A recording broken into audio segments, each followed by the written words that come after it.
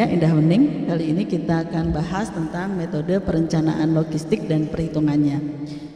Kemarin di pertemuan-pertemuan sebelumnya kita sudah lanjut. Pertemuan sebelumnya kita sudah bahas tentang perencanaan logistik ya. Apa itu? Ya tadi merumuskan sasaran, langkah-langkah untuk mencapai tujuan organisasi. Ya, kalau khususnya di perencanaan logistik itu merencanakan kebutuhan logistik yang akan dilakukannya untuk operasional kegiatan organisasi. Lanjut. Nah, perencanaan kebutuhan logistik itu kan harus menjawab 5W dan 1H ya kemarin. Barang logistik yang akan diadakan apa, mengapa diadakan, berapa jumlah dan jenis barangnya yang diadakan, terus kemudian kapan, siapa yang menggunakan gitu kan, dan bagaimana pengadaannya itu harus terjawab. Nah, di perencanaan kita juga harus membutuhkan yang namanya forecasting. Lanjut. Nah, atau meramalkan tentang kebutuhan logistik karena adanya ketidakstabilan masa depan gitu loh. Maka kita butuh meramalkan. Nah, untuk peramalan ini ada beberapa metode yang bisa kita gunakan. Lanjut. Meramalkan ini kan memprediksi apa yang akan terjadi di masa yang akan datang. Kemarin sudah bahas bahwa ada analisis kuantitatif dan analisis kualitatif ya, ada trennya, ada historicalnya gitu. Nah, sebenarnya ini hampir sama ya, cuman kan didefinisikannya berbeda-beda. Anda ada tugas untuk mengerjakan itu. Nah, kita akan bahas tentang analisis tren. Ini biasanya nanti akan digunakan sebagai dasar peramalan di kebutuhan logistik. Nah, kalau analisis tren ini merupakan metode analisis yang ditujukan untuk melakukan suatu estimasi atau peramalan pada masa yang akan datang. Ada beberapa hal yang dibutuhkan, yaitu informasi, data di masa lalu, data masa lalu periode yang tertentu yang akan digunakan untuk dasar meramalkan atau memprediksi apa yang akan terjadi di masa yang akan datang. Nah, secara teoritis analisis tren ini kan ada time seriesnya gitu loh, ada waktu, ada jumlahnya gitu loh yang harus dipersiapkan. Lanjut. Nah, di analisis time series ini ada metode yang digunakan ya, ada 4 atau metode garis linear secara bebas, yaitu freehand method. Nah, ini nanti cuman kita punya data, ada titik-titiknya, kita cari garis lurusnya gitu. Atau metode setengah rata-rata, semi average method. Jadi nanti di rata-rata kita bagi lagi. Ada juga metode rata-rata bergerak atau moving average method. Dan ini ya, metode kuadrat terkecil atau last square method. Kita akan bahas dari yang paling terakhir. Lanjut.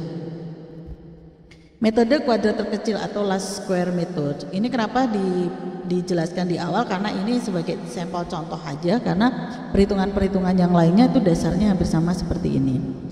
Di analisis time series kita menggunakan kuadrat terkecil yang dibagi dalam 2 kasus, yaitu kasus genap dan kasus ganjil. Nanti kita akan belajar di 2 kasus ini. Nah, secara umum untuk mengetahui prediksi ke depan itu ada persamaan garis linearnya. Nah, dari analisis time series ini garis linearnya adalah Y sama dengan A ditambah B dikali X gitu, jadi BX gitu. Keterangannya adalah Y itu adalah variabel yang dicari trennya ke depan berapa gitu loh, jumlahnya logistik yang dibutuhkan gitu. Sedangkan X itu variabel waktu atau tahunnya, tahun ke berapa tahun gitu. Sedangkan untuk mencari nilai konstanta, yaitu A itu konstanta, dan parameternya B itu adalah A itu sama dengan total Y dibagi N, dan B itu sama dengan total X Y dibagi total X kuadrat. Oke, ini rumusnya seperti itu. Lanjut, kita cek di contoh kasus ini yang ganjil. Nah, kalau yang ganjil ini ini tabel volume logistiknya ya. Jadi yang dicek itu yang pertama ada tahunnya, ini kita mulai dari tahun 2012 sampai di tahun 2020.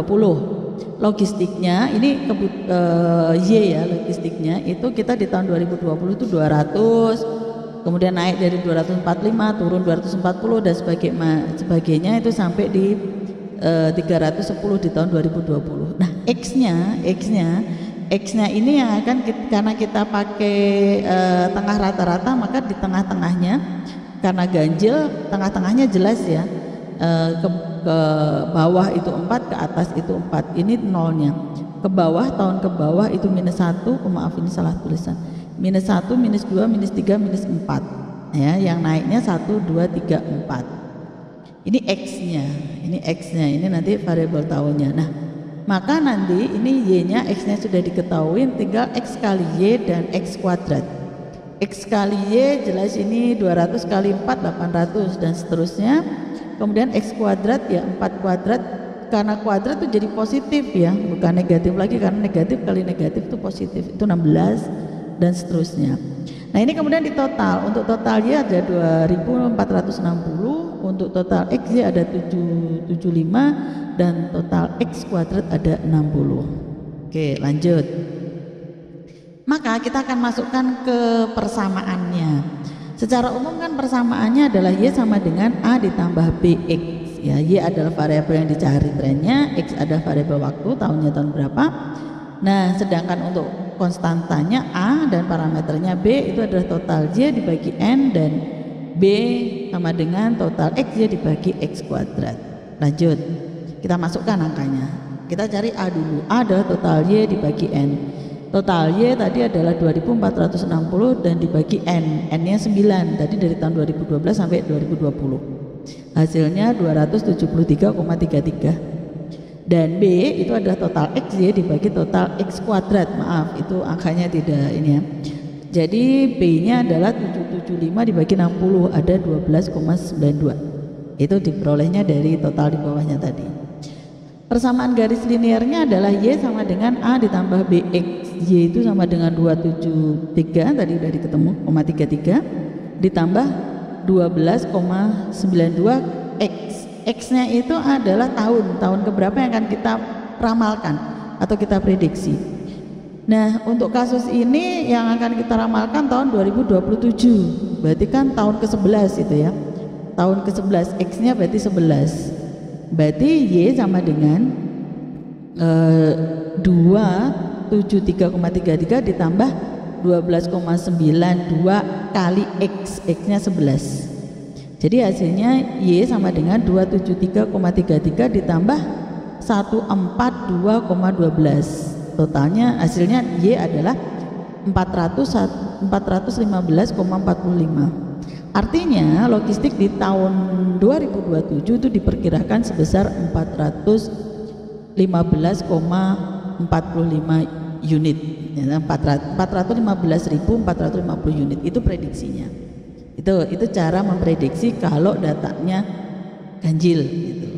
Oke, sekarang kita kalau genap seperti apa? Lanjut.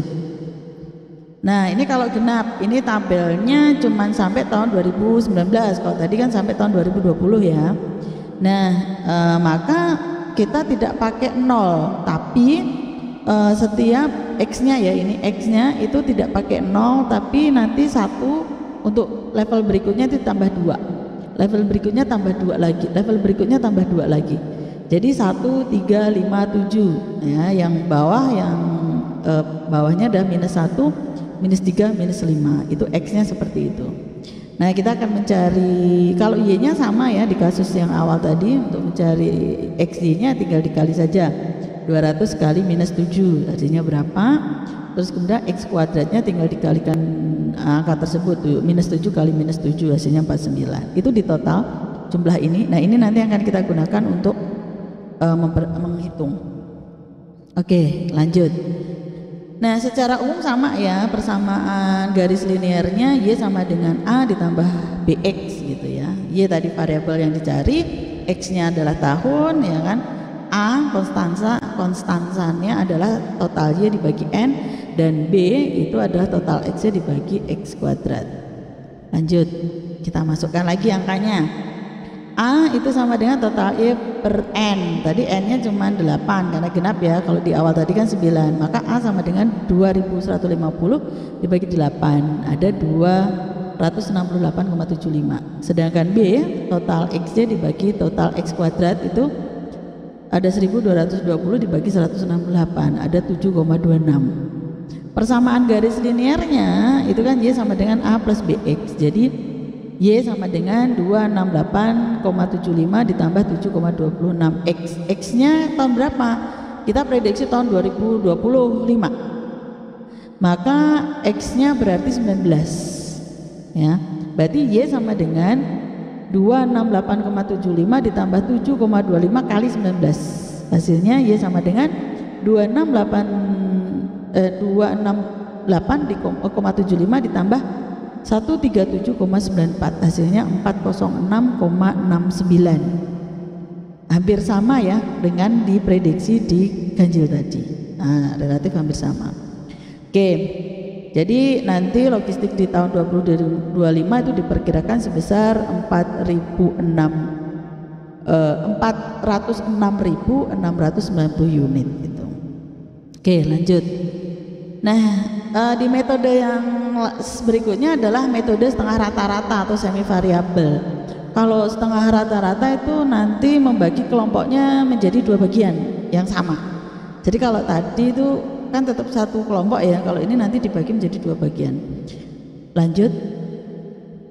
Terus yang metode garis linear secara bebas atau freehand itu nanti metode ini sebenarnya metode bebas ya, karena nanti kan angka-angka itu di titik-titik koordinatnya, di titik-titik koordinat. Habis itu nanti dicari garis tengahnya gitu loh, garis linearnya dicari gitu loh. Dan itu ya karena bebas, namanya juga garis linear bebas ya, maka itu nanti bebas yang menghubungkan titik-titik tersebut. Lanjut. Nah, langkahnya kalau untuk tren dengan garis linear bebas ini ya membuat sumbu tegaknya ya, sumbu X dan Y-nya itu ya. Terus kemudian membuat scatter plotnya, titik-titiknya berdasarkan tadi angka-angkanya. Terus menarik garis trennya ya kan, terus menilai slope-nya kira-kira berapa sih gitu, baru nanti menghitung persamaannya. Lanjut, kita cek contoh gambarnya seperti ini. Jadi sebenarnya ini titik-titik plotnya tadi, X, Y-nya di titik mana, angkanya berapa, misalnya X-nya sekian, Y-nya sekian, X-nya sekian, itu ada di titik sini, titik sini. Nah, ini nanti dicari, ini yang disebut garis linear bebasnya di sini. Ini hanya ilustrasi ya, contoh. Tapi modelnya seperti ini. Oke, lanjut. Nah, metode berikutnya adalah metode rata-rata bergerak atau moving average method. Kalau ini itu metode peramalan yang sebenarnya sederhana, hanya didasarkan pada perkiraan kondisi pada masa yang akan datang dengan menggunakan kumpulan data masa lalu. Jadi data historis gitu loh. Tuh, lanjut.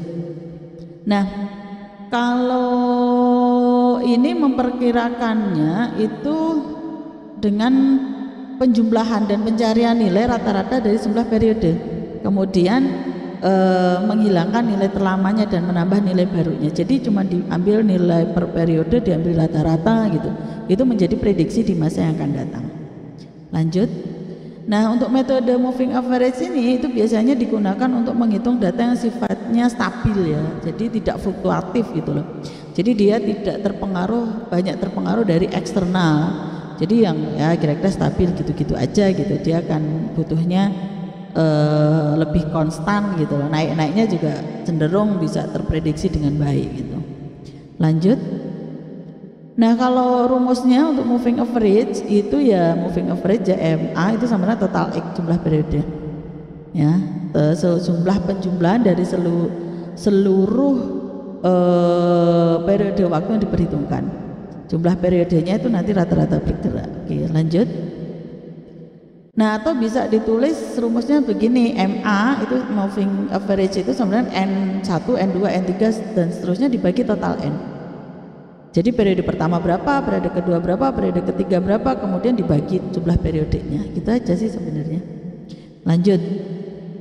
Nah, contoh kasusnya gini, ini perusahaan ZZJJ yang bergerak di bidang manufaktur ponsel ya. Dia ingin meramalkan logistik ponselnya untuk April Mei dengan menggunakan data bulanan yang dimulai dari bulan Januari. Periode rata-rata bergeraknya ada 3 bulan. Berikut ini adalah cara ya, hasil perhitungannya. Lanjut. Jadi ini kan Januari ada logistiknya 22.500 ya, Februari 37.500, Maret 30.000 gitu. April Mei berapa gitu. Oke, lanjut. Nah, maka perkiraannya begini, MA April kan 22 ditambah 22.500 tambah 37.750 tambah 30.000 dibagi 3. Periodenya 3 kan. Jadi 90.000 dibagi 3, April 30.000. Nah, seperti itu. Sederhana kalau yang ini. Oke, lanjut. Yang Mei seperti apa? Yang Mei tinggal ditambahkan tadi, tambah yang periode April berapa gitu. Ini 37.500 ditambah 30.000 tambah 35 dibagi 3. Ada 102.500 dibagi 3, jadi 34.167. Nah, ini prediksi di bulan Mei seperti itu. Lanjut. Nah, kita jadi bisa bikin tabelnya seperti ini. Nah, ini tadi kan perkiraan kita cuma dapat ini ya. Ini dari perkiraan 30.000 ternyata realnya 35 gitu. Ini perkiraannya sekian, realnya nanti berapa gitu. Lanjut. Nah, ini soal kasus. Silakan nanti Anda kerjakan ya. Kita dikerjakan nanti apa namanya bisa dikumpulkan di GCR. Ini ada 2, soal ganjil dan soal genap. Oke, terima kasih. Mungkin itu yang lanjut tadi ya, dilanjutkan dulu di kasus ini. Lanjut, ada ganjil genap. Oke, mungkin itu yang bisa Ibu sampaikan ya untuk materi kali ini tentang metode perencanaan logistik dan perhitungannya. Ada kurang dan lebihnya saya mohon maaf. Semoga bermanfaat. Assalamualaikum warahmatullahi wabarakatuh.